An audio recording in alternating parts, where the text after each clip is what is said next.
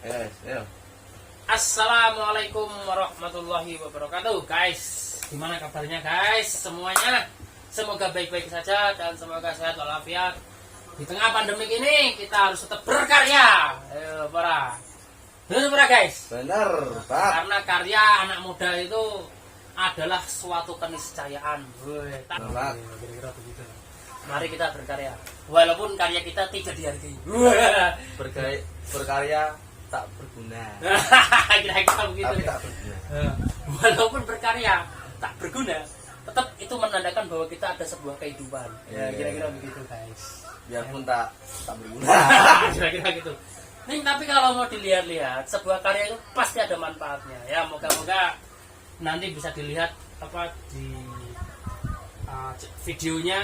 Semoga ada manfaatnya bagi semua yang menontonnya. Nah, dan Guys, saya mau cerita pengalaman saya ketika saya itu lagi muncak ke salah satu gunung, guys. pengalaman yang mana nih? Maksudnya pengalaman kan banyak nih. Pengalaman lucu, pengalaman mistis, ya kan? Pengalaman saat tuh lagi apa namanya?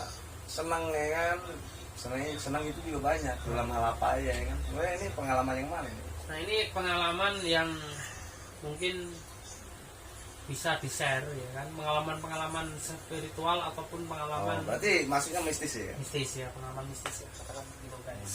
Nih, kejadian ini mungkin hanya kejadian yang apa kebetulan mungkin ya, tapi saya nggak tahu ini, tapi saya real saya alami. Dengan pengalaman itu lu jadi apa? Maksudnya lu nyesel nggak? Nyesel nggak? Justru saya bangga punya pengalaman seperti itu. Bangganya? Ya, pernah mengalami Dan seperti itu, kisah-kisah yang unik. Sekarang? Nah, mau tak ceritakan. Jadi ceritanya itu saya itu naik salah satu gunung di Jawa Tengah. Nah, di gunung itu ada beberapa gunung ya. Biasanya kalau gunung itu ada beberapa puncak gitu kan. Nah, itu salah satu puncaknya Itu pas mendaki atau apa? ya mendaki. Oke. Tapi mendakinya ya. Jadi mungkin saya sebut aja gunungnya atau gimana? Iya, sebut aja gunungnya nggak? Saya Kan suka. keindahan. Saya itu sering sekali naik gunung yang pendek aja gunungnya. Itu di Argo Piloso. Argo Piloso itu sebelahnya Gunung Muria, guys. Wah, itu saya senang banget di situ. Kenapa? Kalau saya menenangkan diri, saya sering ke sana. Mungkin 3 hari. Ada tujuan nggak mau ke situ? Ya, biasanya tujuannya itu untuk menenangkan diri tadi, untuk mencari kesunyian di malam hari. Karena jomblo itu harus banyak-banyak merenung ya, yang dalam kesunyian. Kira-kira begitu. Dan apa seolah tuh bintang itu bisa diajak ngobrol. Nah, gitu. kira-kira begitu. Dan suara-suara jangkrik, suara-suara itu tuh menambah keheningan yang sangat apa ya, eksotis gitu loh. Jadi heningnya itu semakin eksotis dengan suara-suara. Biarpun nggak ada pasangan tapi tetap harmonis. Nah, gitu. sedikit keharmonisan alam itu kita harus bisa menyatu di situ, melebur di kegelapan malamnya itu kan. Waduh, itu luar biasa itu pengalaman-pengalaman seperti itu.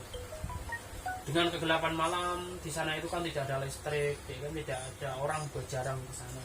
Kan kalau di malam harinya ya. Kalau siang hari banyak, tapi kalau malam hari jam-jam 12, jam 1 itu luar biasa itu di sana.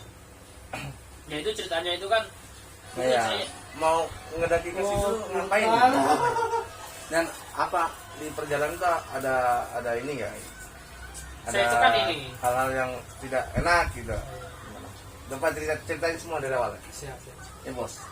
Saya itu kan ke sana bolak-balik ya, maksudnya enggak sekali 2 kali, sering banget ke sana itu. Mendaki itu per tahunnya itu bisa 3 kali 4 kali mungkin, atau ya sekitar itu.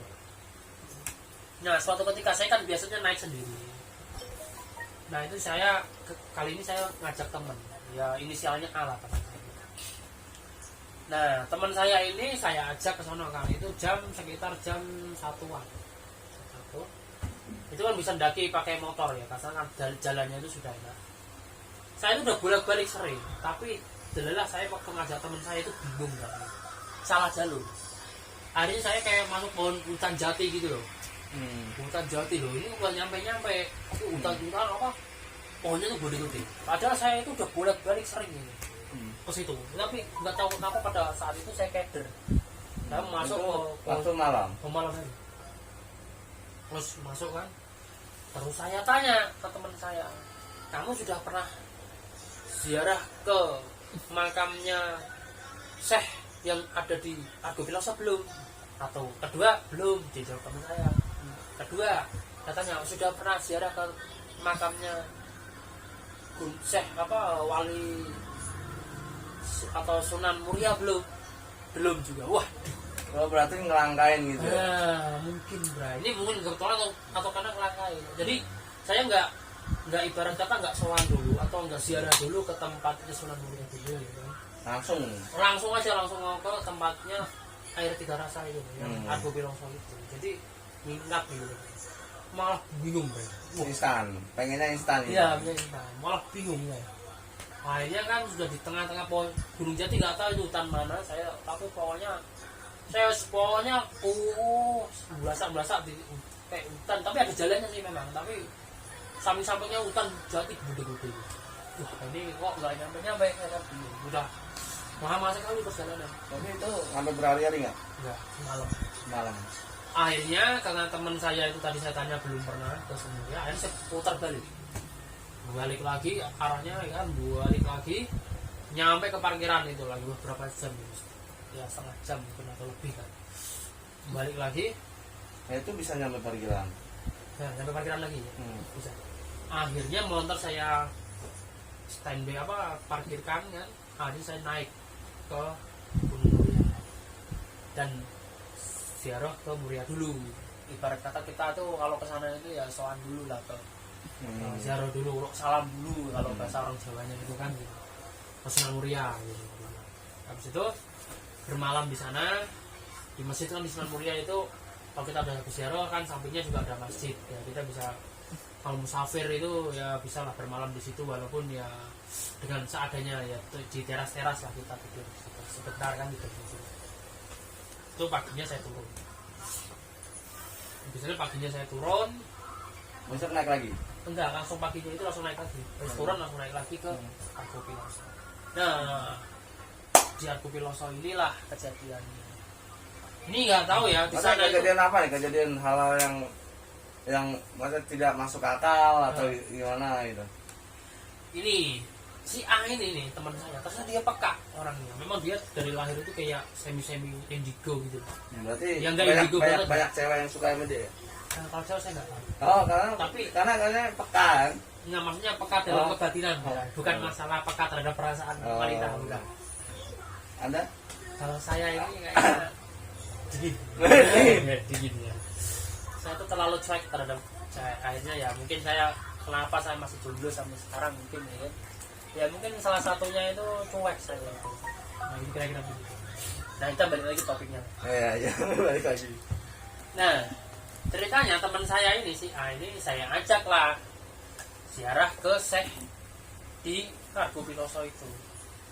Saya ajak ke makamnya dengan cara menghening di sana, salam, baca-baca doa, terus menghening. Terus itu ada suatu kejadian di mana si A ini merahasiakan kejadian itu. Yang dialami dirahasiakan. Tapi saya juga nggak tahu pada waktu itu ya, saya mengening dengan cara saya sendiri. Terus sambil itu kita ngambil air kan, selesai ziarah saya ngambil air di sana di situ kan ada air tiga rasa itu. Kalau di Argo Piloso itu ada air tiga rasa guys, kalau mau ziarah ke sana enak banget itu alamnya, serius. Di sana itu suasananya ya kan, kalau malam apalagi enak banget. Nah, di sana itu bisa ngambil air tiga rasa itu dibawa pulang lah buat ibarat kata oleh-oleh gitu. Kenangan bisa kenangan. Nah, kita sudah pulang, akhirnya kan kita pulang. Saya pulang itu Muria, saya rumah kan di Purwodadi. Ya, berapa jam itu kalau kurang belum dilihat berapa jam itu lupa saya. Kita nyampe rumah. Nah, itu sekian bulan lah. Kejadiannya itu waktu saya hipnoterapi, saya melakukan hipnoterapi ya sebisa-bisa saya. Akhirnya teman saya si A ini saya hipno karena dia pengen dihipno ya. Hanya dia tense masuk ke bawah sadar. Ternyata ketika dia masuk ada sosok yang dari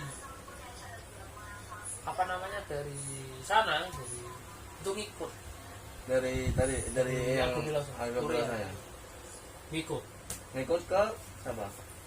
Ke badannya si teman saya si A itu. Karena waktu dia di bawah sadar itu dia ngaku saya adalah sosok yang dari sana gitu. Akhirnya saya sadarkan kan teman saya itu si A, saya sadar. Saya tanya si A itu dulu waktu di Argo Piloso kamu kenapa? Dia baru ngaku bahwa waktu di sana ada sinar putih yang masuk ke dalam keningnya. Tusuk lagi mengening itu karena itu ada sinar putih gitu masuk ke dalam keningnya. Dia baru ngaku. Oh, itu guys. Makanya di sana tuh dia tuh tapa atau gimana? bukan, dia kita ziarah saja, sambil menikmati alam gitu. Alam gitu.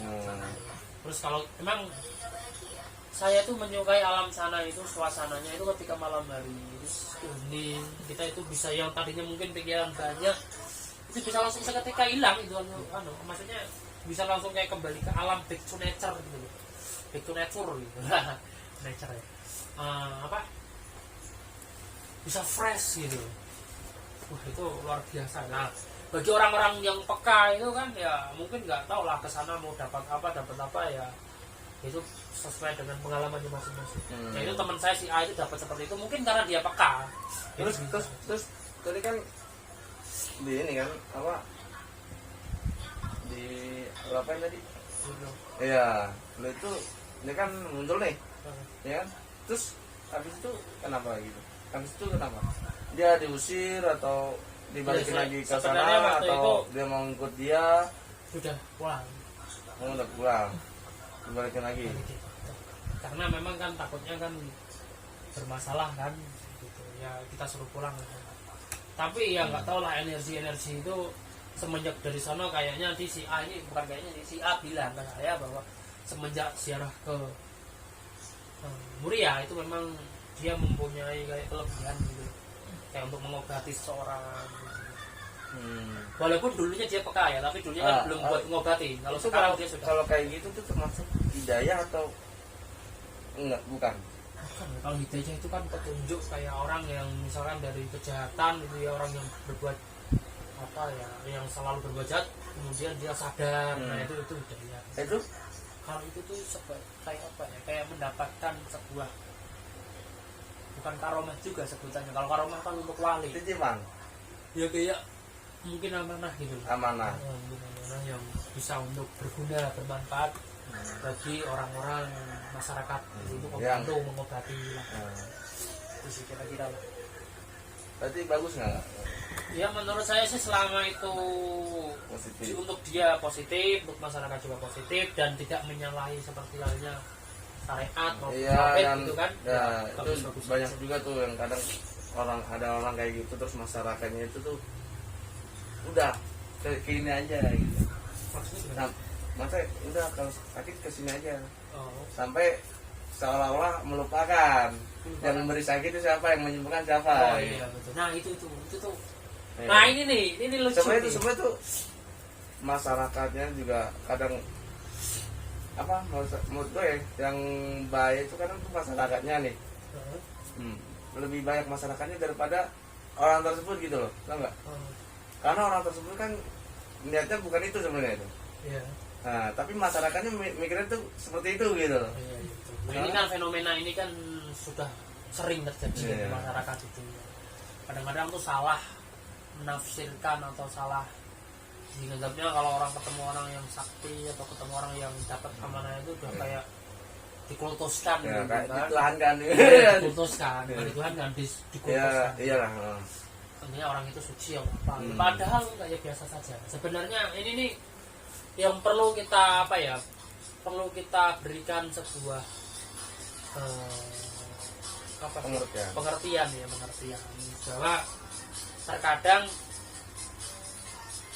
orang itu memang Allahu a'lam gitu, diberikan amanah menjadi sebuah kelebihan atau kekurangan ya Allahu a'lam gitu. Tapi memang sebuah menurut saya sih kelebihan. Karena diberikan amanah itu terus dia bisa menemukan apa bakat-bakat yang ada di dirinya gitu kan. Untuk membantu Untuk membantu masyarakat yang khususnya kurang mampu nih. Berobat khususnya ya. Berobat itu kan butuh biaya mahal. Ya. Tapi dengan adanya alternatif ya kan, Ya, itu orang itu bisa terbantu ya. gitu loh. Nah itu ada manfaat positifnya, tapi memang akidah ya, akidah dan tauhid ini harus tetap dijaga gitu, jangan sampai disalahgunakan. Dengan begitu malah dikoltoskan orang itu kan ya, itu malah nyalahi akidah, itu bahaya juga. Makanya ya itu kan hanya kayak syariat gitu loh, tetap yang memberikan penyakit, yang menyembuhkan penyakit itu kan Allah sejatinya gitu kan. Kalau kita diberikan penyakit itu kan salah satu penggugur dosa gitu. Tapi kita memang diperintah dalam syariat gitu untuk berobat juga. Ya. Nah, artinya orang ini adalah lantaran atau asbab atau dia itu sebagai pengobat saja, bukan penyembuh loh ya. Iya, Penyembuh itu Allah yang alternatif menyembuhkan ya. gitu. Itu alternatifnya melalui itu dia. Asbab dia Ya. menjadi sebab dia. Alternatifnya ya bisa ke dokter itu kan juga ibarat kata memang takdirnya memang sembuh lewat asbabnya berobat dari dokter. Nah gitu kan, ya. Allah udah takdirkan pada waktu itu memang sudah sembuh gitu loh. Nih, lu gua kasih penyakit, ntar lu sembuhnya dari sini. Nah, ini kira-kira gitu ya. Nah, ntar yang satu lagi lu gua kasih penyakit, lu sembuhnya dari sini nih. Kira-kira. Makanya supaya bisa berdampingan antara jadi pengobatan medis dan non medis ya, bukan medis ya, dan alternatif atau komplementer itu harus berdampingan gitu. Kenapa ya, saling melengkapi gitu. Ada lagi non medis yang berbau-bau kronik, gaib, mistis gitu ya. Ada juga itu ada orang yang kesurupan dan sebagainya. Itu selalu berdampingan. Jadi medis, non medis dan komplementer ini kan harus selalu berdampingan. Supaya karena kasana pengobatan di Nusantara ini kan sejak dulu sebelum ada universitas, sebelum ada dokter kan sudah ada tabib-tabib, pengobat-pengobat. Itu kan memang ya dipercaya di masyarakat dan memang ya bisa jadi asbab kesembuhan seseorang juga. Akhirnya kan itu turun temurun kan sampai sekarang. Nah mungkin kayak saya pribadi ini ya kan seorang ya pengobat ini bisa mijet-mijet gitu ya. Ngekop-ngekop, makeup atau akupuntur itu ya bisa ini. Biasanya kalau udah lagi nggak badan ini kan lagi pegel-pegel agak keseleo gitu ke dia nih. Nah, gitu ya. Bisa dicari Mas Tri. Family Mas Tri. Nah, nanti di deskripsinya ada. Oke. Nah, balik lagi masalah tadi, masalah mistis-mistis ini ya. Mistis-mistis ini yang tadi masalah ada seorang yang dikultus ini luar biasa. Ini kejadian sama guru saya almarhum. Ini sih bukan mengungkit, ini bukan ya. Tapi ini kejadian yang perlu kita ambil hikmahnya, sebuah kejadian. Nah, guru saya itu lumayan sakti guys. Ya orang kejawen dulu ya. Orang Jawa dulu itu ya udah kejawen versi ada Islamnya gitu. Tapi orang Jawa dulu kan puasanya tirakatnya itu kan kuat-kuat. Bisa 1 minggu puasa muti, bisa 1 bulan, bisa 100 hari, bisa ngebleng juga loh seminggu gitu, nggak minum nggak makan. Tapi jangan diikuti ya, kalau bukan nggak ada gurunya jangan, nanti bisa bahaya, membahayakan diri dan jiwa. Nah ini salah satu saya mau cerita guru saya. Sebut aja namanya Mbah Guru J gitu ya, tapi saya nggak sebutkan. Beliau itu memang termasuk orang sakti ya. Ini tutur beliau kalau saya lagi ke tempatnya itu, beliau kan suka memberikan sebuah wejangan atau cerita-cerita masa lalu beliau, perjuangan-perjuangan beliau. Nah beliau ini salah satunya mengamalkan ada doa khusus itu dengan puasa 7 hari putih. Itu rutin ya, Bu? Nah itu kalau di bulan Muharram puasa. Nah itu beliau telasan itu hari terakhirnya puasa. Itu naik ke Gunung Lawu. Ini saya sebut maaf ya, saya sebut Gunung Lawu. Nah di Gunung Lawu itu luar biasa. Ini tutur beliau ya, waktu masih semasa hidup tadi. Nah ketika beliau itu muncak ke Lawu, wes sama saya Gunung Lawu nih sengkeloro. Aja agak-agak coba-coba. Oke, part 2 nanti saya mau cerita tentang guru saya. Ini pengalaman spiritual guru saya, pengalaman bisnisnya di Gunung Lawu ya. Oke guys, saksikan.